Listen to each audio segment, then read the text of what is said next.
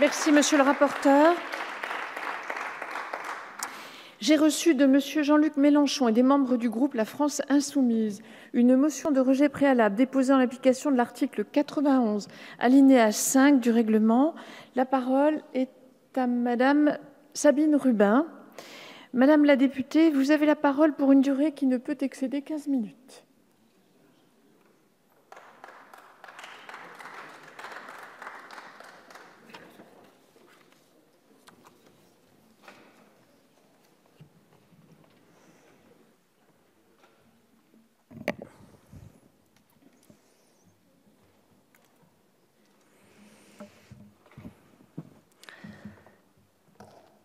Madame la Présidente, Madame la Ministre, Monsieur le rapporteur, mes chers collègues, suite à l'accord trouvé cette semaine entre l'ancienne et la nouvelle droite en commission mixte paritaire, je m'apprête désormais à défendre une motion de rejet de ce texte au nom du groupe La France Insoumise. Les arguments que vous avez employés pour justifier cette réforme sont non seulement douteux et erronés et éculés, mais d'une faiblesse qui tranche avec l'importance d'un texte qui vient ébranler les fondements de notre système éducatif. Car cette réforme de l'accès au premier cycle de l'université se place dans un cadre bien plus large d'une attaque globale contre ce système, le faisant passer du collectif à l'individuel, du non lucratif à la marchandisation. Déjà, nous assistons aux premiers ratés de Parcoursup, aux premières angoisses des bacheliers et de leurs parents, au renforcement des inégalités sociales qui en découlent. Mais en tant que parlementaire, ce qui me désole une fois de plus, c'est qu'on dessaisisse la représentation nationale de ses fonctions premières au profit d'une marche forcée proprement antidémocratique. Permettez-moi d'abord de faire un bref rappel historique des coups de butoir répétés contre les principes de l'université qui, selon von Humboldt, sont la liberté de choix et l'émancipation, principes auxquels, bien sûr, nous souscrivons. En 1967, il y a 51 ans, c'est la première massification de l'accès à l'enseignement supérieur. Alain Pierrefitte tente déjà de mettre en place une première forme de sélection pour répondre aux soi-disant échecs étudiants. Vous connaissez la suite. 1986, il y a 30 ans, la loi de Vaquet tente à nouveau de mettre en place une forme de sélection à l'université et d'augmenter les frais d'inscription. S'ensuit un mouvement dont la répression et la mort de Malik Oussekine marqueront à jamais la mémoire militante. Courant 90.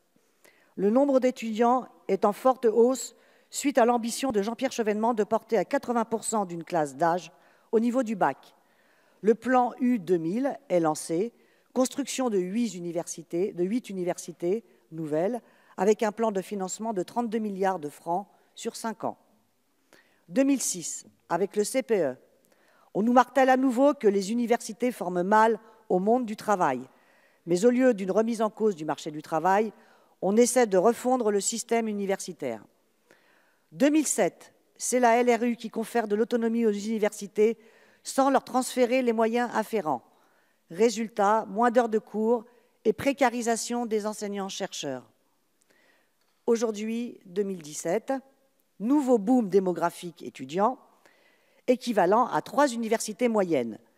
Mais au lieu de s'inspirer du plan U2000 de la fin des années 90, le gouvernement sent une fenêtre d'opportunité pour enfin accomplir le rêve de ses nombreux prédécesseurs, la mise en place de la sélection à l'université.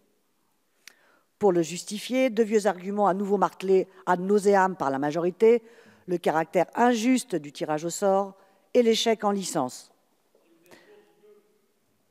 Justement, nous sommes d'accord avec le premier de ces arguments. Le tirage au sort est injuste, je le répète pour la 20e fois, et nous y sommes opposés. Mais la réalité de ce tirage au sort, agité comme un chiffon rouge, n'est pas si catastrophique. Seuls 3 500 bacheliers sur 800 000 ont été tirés au sort en 2016. Ce n'est pas un argument solide pour légiférer. Ce n'est pas un argument solide pour légiférer. Seule Madame Rubin a la parole. Sinon pour rouvrir des places. De même, pour le second argument, vous vous arc-boutez sur le chiffre de 60% d'échecs en première année, mais ce chiffre, loin de marquer l'échec, cache des situations très diverses, vous le savez bien. Des étudiants se réorientent après leur première année, d'autres redoublent en raison d'un engagement associatif ou parce qu'ils sont obligés de travailler pour leurs études. D'autres encore s'inscrivent à l'université pour préparer un concours. Cette diversité de parcours n'est donc pas caractéristique d'un échec, mais bel et bien le reflet d'une liberté de choix dans son parcours d'études. En outre, je le rappelle une dernière fois, 80% des étudiants français sortent de l'université avec un diplôme. Ce taux, qui n'a pas évolué ces 30 dernières années, est supérieur de 10 points à la moyenne de l'OCDE. Que l'on soit bien d'accord, il ne s'agit pas de dire que tout est parfait dans le système actuel, loin s'en faut. Nous disons simplement haut et fort que ces arguments technocratiques servent un choix politique que par ailleurs vous masquez. Et quel est ce choix? Supprimer dans le Code de l'éducation la phrase qui gravait dans le marbre le principe républicain déjà évoqué de liberté d'inscription dans le supérieur, plutôt que de lancer un plan de construction massive de sites universitaires. Sous prétexte de cadre budgétaire contraint, il vous est impensable d'imaginer lancer un plan de construction massif alors que la jeunesse devrait être notre priorité. Mais d'où vient ce cadre? D'où vient ce cadre budgétaire et cette contrainte? Je n'évoquerai pas les cadeaux divers et variés faits aux ultra-riches dans le dernier projet de loi de finances, et je ne relèverai pas l'inaction de l'exécutif en matière de lutte contre l'évasion et la fraude fiscale.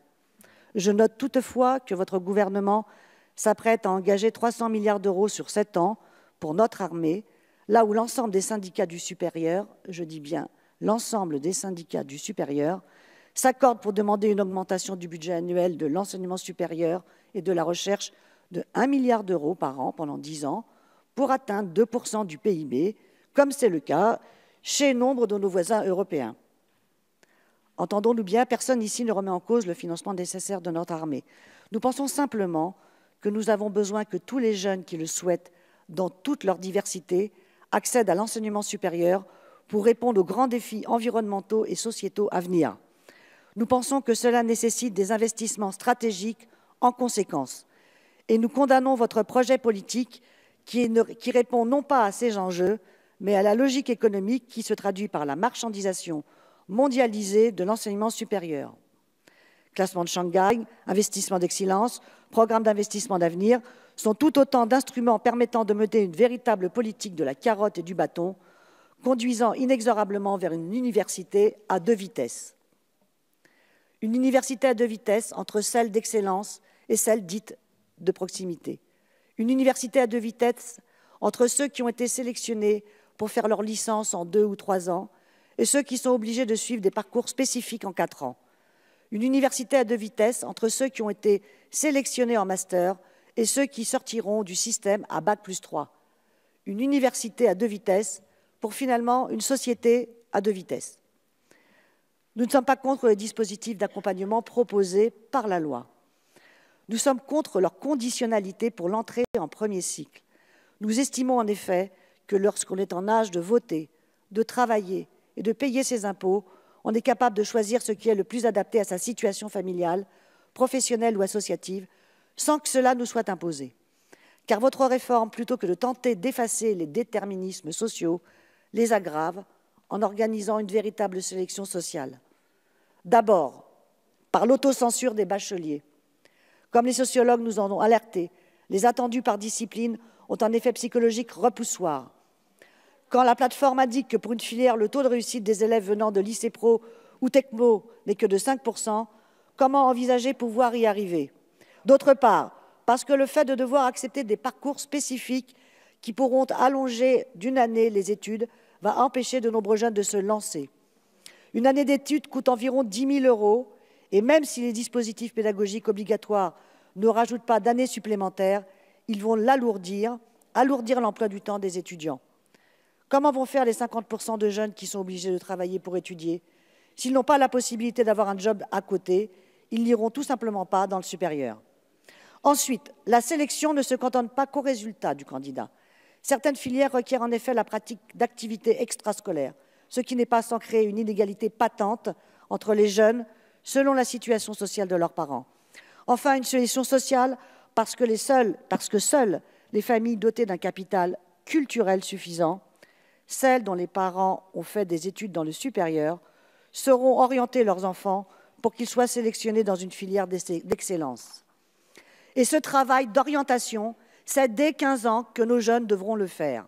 Et c'est là que la modularisation du bac et du lycée, autre morceau du pulse de cette gigantesque remise en cause de notre système éducatif, intervient pour accompagner cette réforme de l'accès à l'université.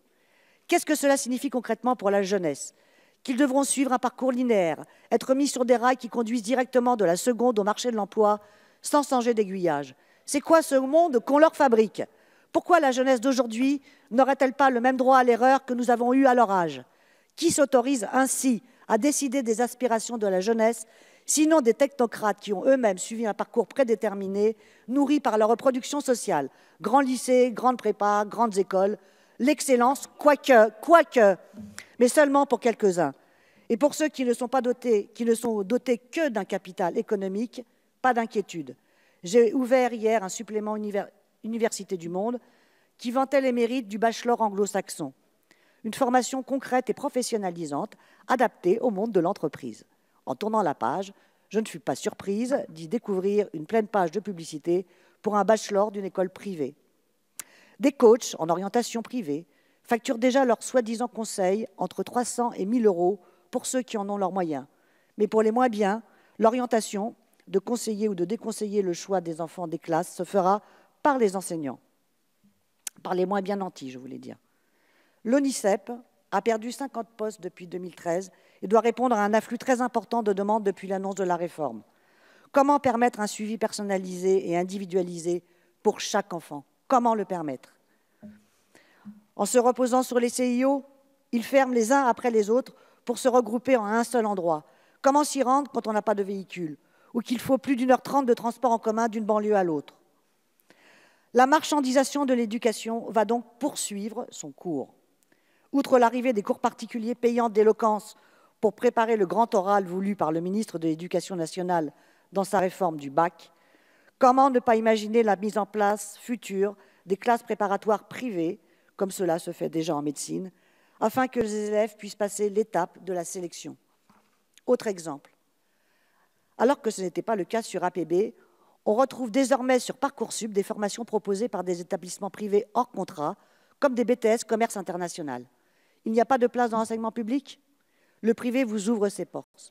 Tout ça pour un coût à l'année 10 fois plus élevé et des enseignements non validés par le ministère. Enfin, quel n'a pas été mon étonnement lorsque j'ai appris qu'un algorithme applicable sur les bulletins de notes des élèves permettait de les pondérer en fonction des établissements d'origine. Ainsi, une note de 14 sur 20 obtenue dans un lycée du 93 vaudrait 12, alors que la même note obtenue dans un grand lycée parisien vaudrait 18. J'ai aussi découvert dans la presse qu'une élève de Seine-Saint-Denis ne pouvait demander une université parisienne sur la plateforme, sous prétexte qu'elle ne faisait pas partie du bassin de recrutement de cette formation. Comment développer et cultiver l'ouverture sur le monde de nos enfants quand on les assigne ainsi à résidence? Oui, Madame la Ministre, oui, lycéenne de Seine-Saint-Denis, lycée Sugère. Je voudrais maintenant revenir sur le caractère antidémocratique de cette réforme. Vous avez décidé d'employer la fameuse tactique du salami qui consiste à fractionner cette refonte totale du système éducatif en plusieurs mesures législatives, ce qui noie la logique d'ensemble. Par ailleurs, certaines de ces mesures sont prises par ordonnance et d'autres réglementaires, sans contrôle a priori du Parlement. Tout cela va à rebours des principes de sincérité et de clarté du débat public. Enfin, on demande à la communauté éducative de se mettre en branle et d'appliquer une loi qui n'est toujours pas votée puisque nous en parlons aujourd'hui même. Quel mépris pour le débat parlementaire! Un arrêté gouvernemental a été pris en application de la loi que nous sommes actuellement en train de discuter. Après avoir renversé la hiérarchie des normes en droit social, vous le faites en droit constitutionnel. Je salue d'ailleurs le recours suspensif porté devant le Conseil d'État par nos collègues communistes du Sénat. À cette logique antidémocratique s'ajoute une forme d'urgence, pour ne pas dire de précipitation. Nous voyons que le gouvernement s'est empressé de négocier en CMP certaines mesures introduites par le Sénat. Même un peu édulcoré, le principe est là, vous conditionnez les capacités d'accueil au taux d'insertion professionnelle. Énième cadeau au MEDEF. Vous branchez directement l'université au marché du travail, c'est-à-dire en fonction des besoins des entreprises. Non, il ne s'agit pas de dire c'est faux, il s'agit de constater. Car oui, il faut aller vite avant que les recours n'aboutissent. Il faut aller vite avant que la mobilisation ne se structure. Hier et aujourd'hui encore, de nombreux campus sont bloqués à Nantes, à Besançon, à Paris et à Poitiers. Les premiers couacs de la plateforme vont survenir et l'opinion publique comprendra ce qui est réellement en train de se passer.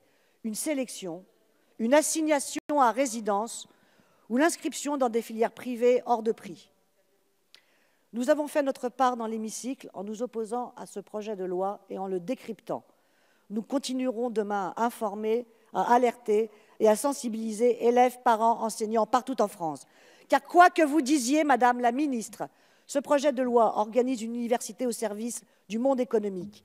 Et pour les lycéens, non pas un libre choix, mais un parcours de réussite dans une voie prédéterminée, socialement et culturellement. Je vous remercie. Merci, Madame la députée.